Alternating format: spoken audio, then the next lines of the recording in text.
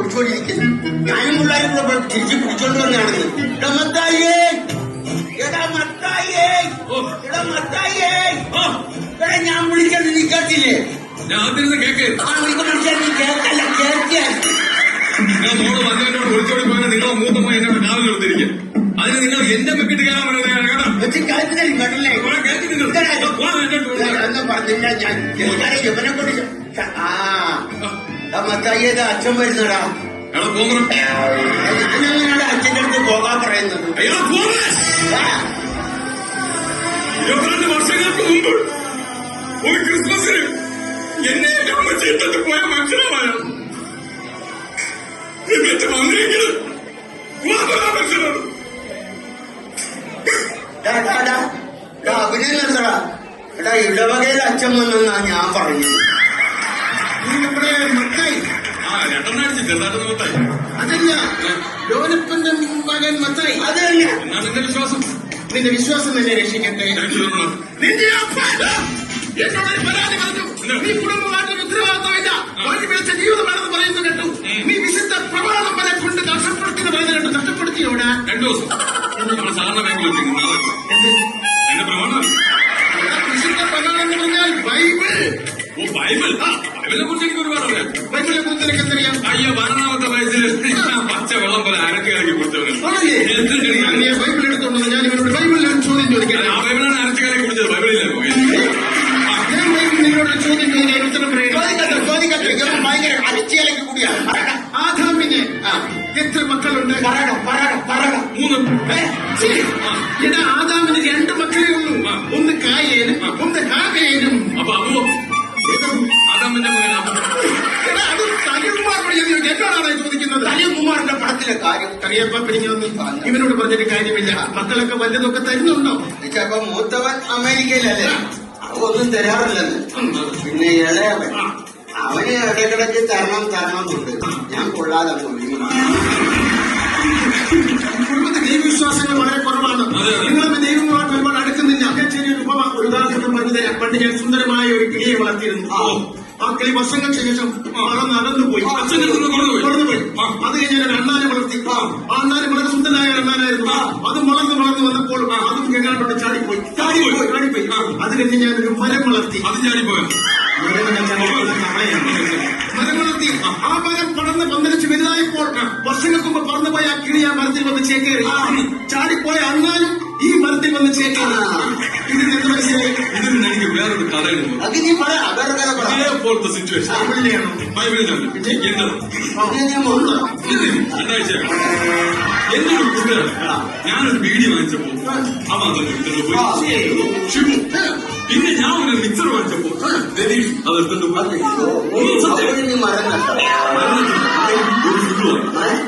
അപ്പൊ രതീഷ് ബീഡിയും കൊണ്ട് വന്ന് അവിടെ ചേക്കേറി. അവൻ മിക്സറും കൊണ്ടുവന്ന് ഇവിടെ ചേക്കേറി. അന്ന് രാത്രി ഞങ്ങൾ ഒരുമിച്ച് ചേക്കേറി. മദ്യപാന്മാർ പാട്ടാണ്. ഒരു കാര്യം മനസ്സിലാക്കണം. ഇങ്ങനെ ഓവറായിട്ട് മദ്യപിച്ചു കഴിഞ്ഞാൽ നിന്റെ എല്ലാ കണക്കുകളും ദൈവത്തിന്റെ പുസ്തകത്തിൽ എഴുതി വെക്കും. ഇന്ന് വരെ ആരെയും ഹോസ്റ്റൽ അടിച്ചിട്ടില്ല. പിന്നെ എന്തിനാണ് ദൈവം അവിടെ കിടക്കുന്നത്? അതിന്റെ കാര്യമില്ല. എന്റെ കുഞ്ഞു മത്തായി, നിന്റെ ശ്വാസത്തിന് വരെ മദ്യത്തിന്റെ മണമാണല്ലോടാ. എങ്ങനെ സ്വർഗത്തിൽ പോകടാ? ഇവിടെ നിന്ന് ശ്വാസം പോയിട്ട് തന്നെ നമ്മൾ സ്വർഗത്തിൽ പോകണം. പിന്നെ അവിടെ നാറുമില്ലല്ലോ. അവനാണെങ്കിൽ പാട്ടും കൂത്തൊന്നും പറഞ്ഞ് ഇങ്ങനെ നടക്കുക. അവന് ഇടവകയുടെ ഒരു പൊതു ശല്യമാണ് കേട്ടോ. അവന്റെ നടപ്പിനോട് മാത്രമാണ്. അച്ഛൻ അവനൊന്ന് ഉപദേശിക്കണം. ഇതൊക്കെയാണെങ്കിലും അച്ഛൻ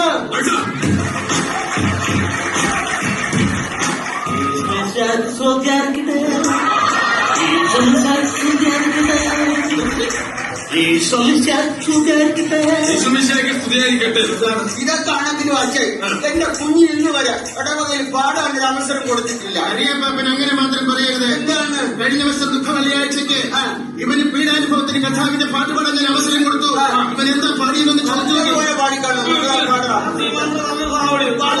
പാടിക്കേ. യേശുദേ യോഗന്മാർ കൊന്നുകൊന്ന ബുദ്ധി യേശുദേ ജൂതന്മാർ പുനഃപുനഃപുനഃപുനഃപുത്തി യേശുവിനെ ജൂതന്മാർ പുനഃപുനഃപുനഃപുനഃപുത്തി യേശുവിനെ ജൂതന്മാർ പുനഃപുനഃപുനഃപുനഃപുത്തി പുനഃപുനഃപുത്തി പുനഃപുനഃപുത്തി പുനഃപുനഃപുത്തി പുനഃപുനഃപുത്തി പുനഃപുനഃപുത്തി പുനഃപുനഃപുത്തി ഇവ പാടി തീരെ ഇടവകയിലെ ഒരു സംഘം ആൾക്കാർ ഭിക്ഷാതിയായിട്ട് എന്നെ കുഞ്ഞുമിനെ കുത്താനായി ഇതിൽ പങ്കെടുക്കുമ്പോൾ എനിക്ക് വിശന്ന് വെച്ചേനെ കരിയപ്പം കഴിക്കാൻ എന്തെങ്കിലും വലക്കി വെച്ചിട്ടുണ്ട്. പ്രകൃതി സംഗീതമായിട്ടൊന്നും ലയിക്കാൻ പോവാ. പ്രകൃതി സംഗീതമായിട്ടൊന്നും ലയിക്കാൻ പോവാ. എനിക്ക് ഉടനെ മോനെ. എന്റെ ദൈവമേ, അമേരിക്കൻ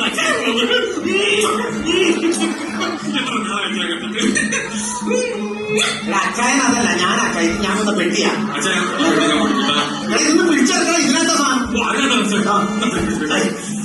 അടിപൊളി. അയക്ക്. അതൊന്നും ഇവിടെ എടുക്കാനുള്ളതല്ല.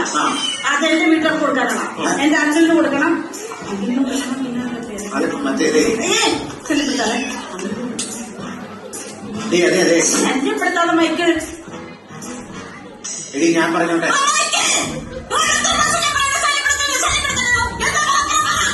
ആദ്യം 2 പ്രാവശ്യം ശല്യം ചെയ്തില്ലേ, അതിന്റെ സോറി പറയാൻ വന്നതാ.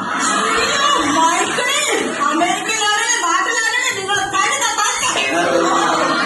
അടുത്ത പോലെ അപ്പഴേ നിങ്ങൾ നോക്കുന്നുണ്ടോ? ആട്ടത്തിന് ഞാൻ നന്നായിട്ട് നോക്കുന്നത്.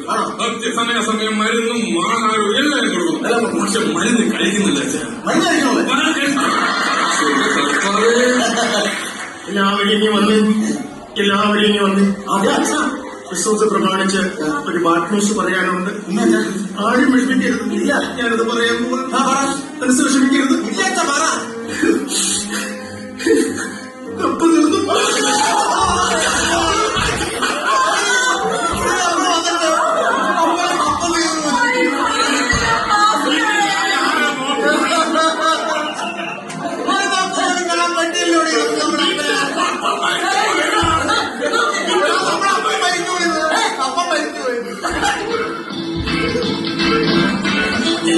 എന്നെ വിട്ടുപോയേ എന്നെ വിട്ടുപോയേ എന്നെ വിട്ടുപോയേ എന്നെ വിട്ടുപോയി.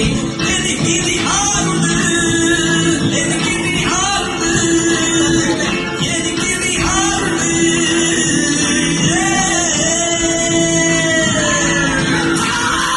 എന്നെ വിട്ടുപോയില്ലേ, എന്റെ അപ്പനെന്നെ വിട്ടുപോയില്ല. എന്റെ അപ്പൻ എന്നെ വിട്ടുപോയി. നിങ്ങൾ കപ്പ തീർന്നു പോയെന്നല്ല ഞാൻ പറഞ്ഞത്, കപ്പ തീർന്നു പോയെന്ന്.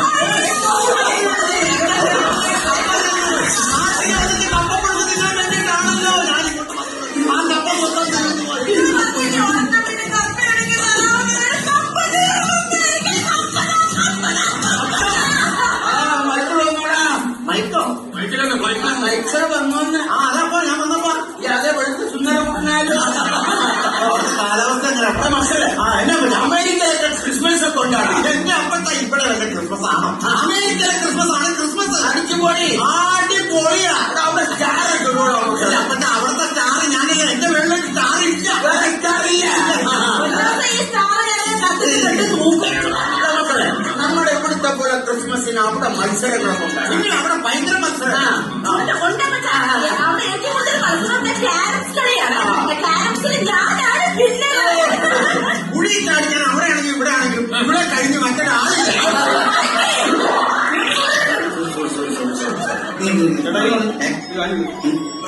ഇവിടെ പെൺകുട്ടിയുടെ പേരിലാണ് ജെഫ്രി. അല്ലാതെ റെഫറി ആവശ്യമില്ല അവനോട് വഴക്കൂടാണ്. അവന്റെ കാര്യം നിനക്കറിയോ? ഇപ്പം ഭയങ്കര റേപ്പാണ്. എന്റെ പിള്ളേർക്ക് ഇങ്ങോട്ട് വന്നു കഴിഞ്ഞാൽ അവരെ കല്യാണം വരെ മുടങ്ങി പോകുന്ന പരിപാടി. ഇവന്റെ പാട്ട് കേട്ടിട്ടില്ല. ഇല്ല, മനസ്സിലെന്ന് പറഞ്ഞു. ഇത്ര നാളായിട്ട് ഞാൻ പറഞ്ഞു അമേരിക്കയിലേക്ക് എനിക്ക് ബിസി ആക്കി നടത്തുന്നു. അതെ, ആ ചിക്കാഗോ നഗരത്തിലൂടെ ആ ന്യൂയോർക്കിലൂടെ തെരുവിക്കാണെന്നും കാണാൻ വേണ്ടി നല്ലൊരു സാധനം. ആ പെന്തകൺ തകർന്നതിന്റെ വിഷമം ഇതുവരെ മാറിയിട്ടില്ല. നീ ഇനി ആ വിഷമം ഉണ്ടാക്കാൻ പോകുന്നു. അകത്ത് പോയി ഉണ്ടായിരിക്കും സമയം. അപ്പൊ പിന്നെ ഞാനിവനെ കൃത്യമായിട്ട് ശമ്പളം കൊടുക്കുന്നുണ്ട്. ഇവരെങ്ങനെയാണ് ഇവിടുത്തെ പെർഫോമൻസ്? ഇവൻ ഒരു കാര്യം എന്നെ ചെയ്യാൻ സമ്മതിക്കുകയല്ല. ഇല്ല, എല്ലാം അവൻ തന്നെ കൈ അപ്പൊ തന്നെ കൊളസ്ട്രോൾ കഴിഞ്ഞാ കൊളസ്ട്രോൾ 430. ഡോക്ടർ പറഞ്ഞ് രാവിലെ എണീക്കൊന്ന് ഓടണം. എന്നിട്ട് ഓടില്ല, ഞാൻ പറഞ്ഞിട്ട് ഓടുന്നില്ല. ഓടുന്നില്ലേ? ഇല്ല, കാലില്ല. അപ്പച്ച ഓടാത്തെ എന്റെ പൊന്നൊക്കെ അപ്പച്ചന്റെ ഈ 2 മുറ്റും കണ്ട ഇതൊക്കെ വെച്ചോണ്ട് അപ്പച്ചന് ഓടാൻ പറ്റൂലെന്ന്. അപ്പച്ചൻ കാലിന് വേദന നിൽക്കാൻ പോലെ അപ്പച്ചന് പറ്റില്ലെങ്കിൽ നീ ഓടണം.